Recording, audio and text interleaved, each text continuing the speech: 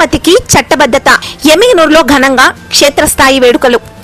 ఆంధ్రప్రదేశ్ రాష్ట్రానికి ఏకైక రాజధానిగా అమరావతికి పార్లమెంటు వేదికగా చట్టబద్ధత లభించడం 5 కోట్ల ఆంధ్రుల కల నెరవేరిన చారిత్రాత్మక ఘట్టంగా ఎమ్మిగనూరులో ఘనంగా వేడుకలు నిర్వహించారు. రాజధాని నిర్మాణం కోసం భూములు సమర్పించిన రైతుల మహాత్యాగాలకు శిరస్సు వంచి నమస్కరిస్తూ ఈ విజయాన్ని ఊరూరా పండుగలా జరుపుకున్నారు. అమరావతిని కేంద్రంగా చేసుకుని రాష్ట్రంలోని 26 జిల్లాలను సమగ్రంగా అభివృద్ధి చేయాలన్న కూటమి ప్రభుత్వ దృఢ సంకల్పాన్ని ప్రతి గడపకు చేర్చాలని గౌరవ ముఖ్యమంత్రి శ్రీ నారా చంద్రబాబు నాయుడు గారి ఆకాంక్షగా నాయకులు పేర్కొన్నారు.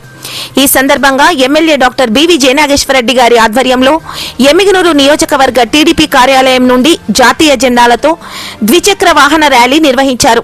అనంతరం పద్మశ్రీ మాచాని సోమప్ప కూడలిలో బాణసంచా పేల్చి కేక్ కటింగ్ చేసి సంబరాలు జరుపుకున్నారు.